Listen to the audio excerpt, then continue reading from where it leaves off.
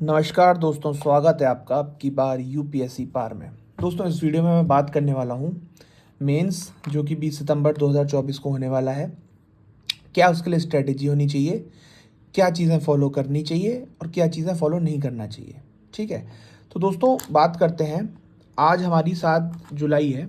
ठीक है, तो मोटा मोटा आप मान लो 2 महीने 10 दिन के अराउंड आपके पास समय बचा है। ठीक है, अब सबसे बड़ी चीज़ है कि इस टाइम को प्रायोरिटाइज कैसे करना है। ठीक है, तो दोस्तों देखो, मेंस में क्या है, आपका सबसे पहले सिलेबस तो जो लोग लिख रहे हैं उन्हें तो पता ही होगा। जो मैं इस पर्पज से वीडियो बना रहा हूँ कि जो लोग इस साल मेंस नहीं लिख रहे हैं उनके लिए भी हेल्पफुल रहे। हालांकि जो इस साल मेंस लिख रहे हैं उनका सिर्फ एक ही एटीट्यूड और एक ही माइंडसेट होना चाहिए कि भाई हमें फाइनल लिस्ट में अपना वो चाहिए, रोल नंबर चाहिए, है ना। तो दोस्तों आइए शुरू करते हैं। एक सेकंड ज़रा देख लें कैमरा गंदा कैसे हो रहा है। चलो दोस्तों, सबसे पहले बात करेंगे ऐसे की। सिलेबस लिख लेते हैं ऐसे: GS1, GS2, GS3, GS4 ethics, और फिर हमारे ऑप्शनल हो गए, ऑप्शनल 1 एंड ऑप्शनल 2। अब दोस्तों देखो, अब हमें इस पेपर के लिए अप्रोच बेसिकली कैसे करनी होती है। सबसे पहली बात, अभी क्या हर कोचिंग की तरफ से अपनी एक आंसर राइटिंग की सीरीज शुरू होगी। ठीक है, आंसर राइटिंग हर कोचिंग वाले अपना कराएंगे। अच्छी चीज़ है आंसर राइटिंग, आप चाहो आप कर सकते हो। बट अगर आपको ऐसा लगता है कि आपको आंसर लिखने का फॉर्मेट जो कि बेस बहुत सिंपल फॉर्मेट है, ज़्यादा इधर उधर दौड़ना ही नहीं होता। आपको इंट्रो लिखना है, बॉडी लिखनी है, कंक्लूजन लिखना है, ये तो मतलब सबको ही पता है ना। अब हमें स्पेशल क्या करना होता है यूपीएससी पर्पज से अगर बात करें, हमें एक सबसे मेन चीज़ जो हमें ध्यान रखनी है वो है क्वेश्चन की डिमांड। देखो, सबसे पहले जितने नंबर का भी क्वेश्चन है ना, आधे नंबर आपको तभी मिलेंगे जब क्वेश्चन की डिमांड मेंशन मतलब आपने पूरी कर दी हो। जैसे वो बात कर रहा है रिफॉर्म्स इन जुडिशरी की, तो अगर आपने डिमांड में दिखा दिया कि ये रिफॉर्म जुडिशरी में आए हैं तो आपको नंबर अच्छे मिलने के पूरे पूरे चांस हैं। और जब भी आप क्वेश्चन की डिमांड को मैट करो ना, तो उसको हाईलाइट कर दो, या तो उसे डिफरेंट पेन से यूज़ करो या बॉक्सेस बनाओ। इन सब चीज़ों से ना इफेक्ट पड़ता है, क्योंकि देखो जब एग्जामिनर इतनी सारी कॉपीज एक साथ चेक कर रहा होता है ना, तो उसे जल्दी जल्दी वो कॉपी चेक कर रहा है, तो उसे अलग से मेंशन दिख गया कि हाँ देखो अच्छा इस बच्चे ने यहाँ डिमांड मेट की है, तो उसका एक अच्छा इम्पैक्ट पड़ेगा आपका आपके ऊपर। ठीक है, अब दूसरी चीज़ आ जाती है वैल्यू एडिशन। वैल्यू एडिशन में क्या क्या हो सकता है। देखो, अगर ज्योग्राफी है, ठीक है, तो बेसिक आप मैप याद कर लो। मैप क्या करोगे, अर्थ हो गया, अर्थ पे मतलब विंड सिस्टम कैसे हैं, कॉन्टिनेंट इंडिया का मैप, और मेजर वाटर करंट्स क्या क्या हैं, और इंडिया या फिर मतलब वर्ल्ड की मेजर माउंटेन्स पीक्स कौन कौन सी हैं। पीवाई क्यूज में जो क्वेश्चंस पूछे गए हैं बेसिकली उनके मैप आप तैयार कर लो।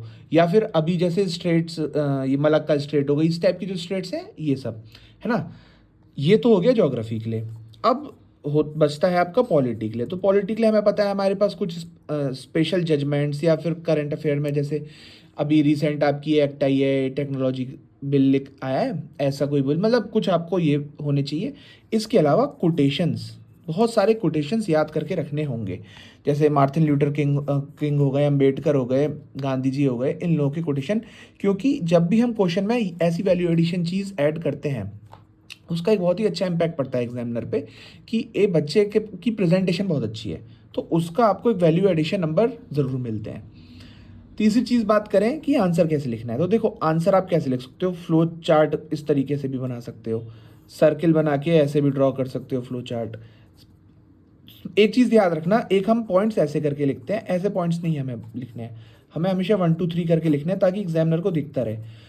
और जितने पॉइंट्स उसके उतने ज़्यादा पॉइंट्स लिखो, क्योंकि पॉइंट्स अगर दिखते हैं तो नंबर देने में भी मेरा ऐसा मानना है एग्जामिनर का हाथ ज़्यादा चलता है। ठीक है, तो ये बहुत ही बेसिक सी चीज़ें हैं जो आंसर राइटिंग में फॉलो करनी है। अब हमें क्या नहीं करना है, इस पर बहुत ध्यान देना होगा। देखो, अगर आप अभी सपोज करो बहुत सारी कोचिंग है, अलग अलग पकड़ लो, और सबके अगर आप मॉक देने बैठ जाओगे, ठीक है, तो मॉक में वो आपसे, देखो चाहे प्रीलिम्स का पेपर हो चाहे मेंस का पेपर हो, हमेशा यूपीएससी एक फिक्स पैटर्न पे ही सवाल पूछता है, आया है, पूछता आया था और पूछता रहेगा। मैं प्रीलिम्स में भी ये चीज़ चिल्ला चिल्ला कर बोल रहा था, और मैं मेंस में भी ये चीज़ बोल रहा हूँ, PYQs का कोई दूसरा ऑल्टरनेट है ही नहीं। अगर आपने PYQs पे पकड़ कर रखी है ना, आप मेंस ईजिली गो थ्रू कर जाओगे। यार एक बात सोचो, कितने सारे ऐसे टॉपर हैं जिनके भाई बहन अच्छी रैंक्स लेकर आ जाते हैं, ठीक है।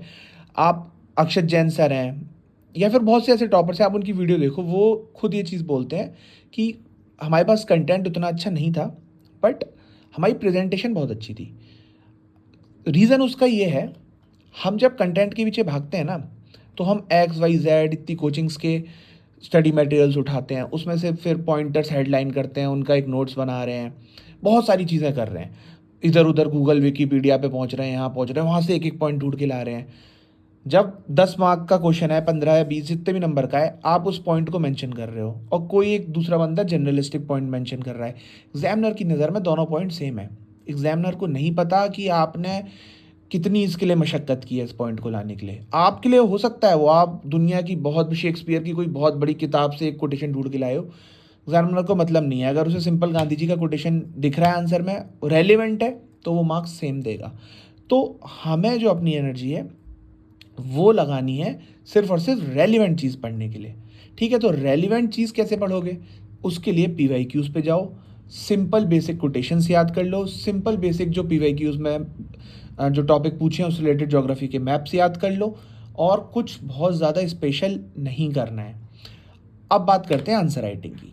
तो मेरा मानना है, जैसे मैं जनरल कह रहा हूँ, जैसे आपने कुछ भी टारगेट्स अपने बना रखे हो कि मैं पहले GS1 GS2 ऑप्शनल ऐसे लूँगा, जो भी है, आंसर राइटिंग आप डेली बेसिस पे 3 घंटे करो ही करो। डेली 3 घंटे आंसर राइटिंग करो। अब चाहे वो किसी कोचिंग के साथ टेस्ट सीरीज ले लो या खुद से आंसर्स ले लो, मेरे टेलीग्राम ग्रुप से भी जुड़ सकते हो। आंसर राइटिंग करने से क्या होता है, जब हम लिखते हैं ना, तब हमारे थॉट्स और जनरेट होते हैं।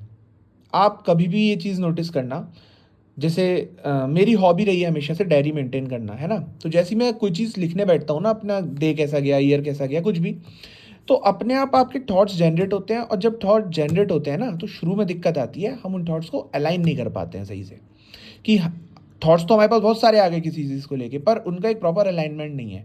जब आप डेली आंसर राइटिंग करोगे, आपके पास एक अलाइनमेंट आएगा। अब यहाँ पे एक बहुत बड़ी चीज़ है। अब क्या होता है, हम कई बार आंसर राइटिंग करते हैं और हम किसी कोचिंग में उस आंसर को सबमिट कर देते हैं। अब सपोज करो आपने कोई आंसर लिखा, आपने उसे बेस्ट तरीके से लिखा। अब कोचिंग में जो बंदा बैठा है, वो हो सकता है कोई पास्ट ईयर का ऐसा स्टूडेंट हुआ हो जिसके मीन्स नहीं, मतलब फाइनल सिलेक्शन नहीं हुआ है, या कोई भी हो सकता है, वो अपनी जॉब को किस तरीके से कर रहा है, वो क्या आपको फीडबैक दे रहा है। तो उन फीडबैक से कभी भी डिमोरलाइज नहीं होना है। सबसे पहले तो वो आपको 2 नंबर दे, 3 नंबर दे, 5 दे, 8 दे, 10 दे, वो आपको मैटर नहीं करना है। आपको देखना है कि कोई बहुत ही, मतलब क्वेश्चन की जो डिमांड थी, कहीं वो तो मिसमैच नहीं हुई, वो आपको सबसे मेन देखनी है। क्योंकि देखो, आंसर राइटिंग ना एक नेचुरल स्किल है। ये बेसिकली एक तरीका है कि आप अपने आप को डेमोन्स्ट्रेट कैसे कर रहे हो ऑन पेपर। अगर आप कम्युनिकेशन में अच्छे हो तो वो आपका पेपर पे भी दिखेगा, और अगर आप नहीं हो तो आप मेहनत करके उसे लाओ, और मेहनत करके अचीव ज़रूर हो जाएगी ये चीज़, ठीक है। तो बेसिकली ये है कि ऐसा कोचिंग वालों के मार्क्स के पीछे नहीं भागना है। ऐसे बहुत से टॉपर्स होते हैं जिनकी कोचिंग में मार्क्स कुछ आते हैं और रियलिटी UPSC में कुछ और आते हैं। क्योंकि UPSC का जो एग्जामिनर है वो डेफिनेटली कोई बिल्कुल यंग तो होगा नहीं, कोई बड़ी एज का होगा, उसका क्या थॉट प्रोसेस है, वो किस तरीके से मार्क्स दे रहा है, हमें नहीं पता। हमें अपना क्या बेस्ट करना है, हमें सिर्फ और सिर्फ उस पर ध्यान देना है, ठीक है। तो दोस्तों, अब बात करते हैं यहाँ पे GS इन पेपर्स की। देखो, GS1 GS2 GS3 ये कहीं ना कहीं ऐसे सब्जेक्ट्स हैं जो हमने प्रीलिम्स के लिए भी पढ़े हैं। तो इन पे अगर आप स्टार्टिंग में थोड़ा कम भी फोकस करोगे ना, तो भी काम चलेगा। मेजर गेम ऑप्शनल ऐसे और GS4 ही खेलता है, चाहे कोई कुछ कहे, चाहे कोई कितना कहे। लेकिन मैं इस बात की गारंटी ले रहा हूँ, जैसे एलिमिनेशन की गारंटी है ना प्रीलिम्स में, सीस में गारंटी है। अगर आप अपने ऑप्शनल में अच्छा स्कोर कर रहे हो, GS4 में अच्छा स्कोर कर रहे हो, ऐसे में अच्छा स्कोर कर रहे हो, तो इन तीनों पेपर के मिला के कोई बहुत ज़्यादा डिफरेंस नहीं पड़ने वाला, अनटिल अनलेस कोई आप इनमें बिल्कुल ही ब्लंडर कराओ, ठीक है। तो सबसे पहले अपना ऑप्शनल ऐसा मजबूत रखो, बिल्कुल PYQs पे चिपटे रहो। बहुत इधर उधर 50 बुक नहीं पढ़नी है, PYQ पढ़ने हैं, क्वेश्चन किस पैटर्न पे पूछे आ रहे हैं वो पढ़ने हैं, उससे रिलेटेड थिंकर्स देखने हैं, उससे रिलेटेड कोटेशन देखनी है, उसकी एक नोटबुक बनानी है, बार बार रिवाइज करना है, ठीक है। ऐसे के लिए कैसे ऐसे लिखना है, मैं उसके लिए एक डेडिकेटेड वीडियो अलग से लाऊंगा। बाकी जिसको ये वीडियो पसंद आई हो, वीडियो को लाइक ज़रूर करें, उससे मेरे को भी मोटिवेशन मिलता है आप लोगों के साथ और टिप्स शेयर करने का। और DAF 1 फॉर्म ज़रूर भर लें, उसकी लास्ट डेट 12 जुलाई है। Thank you.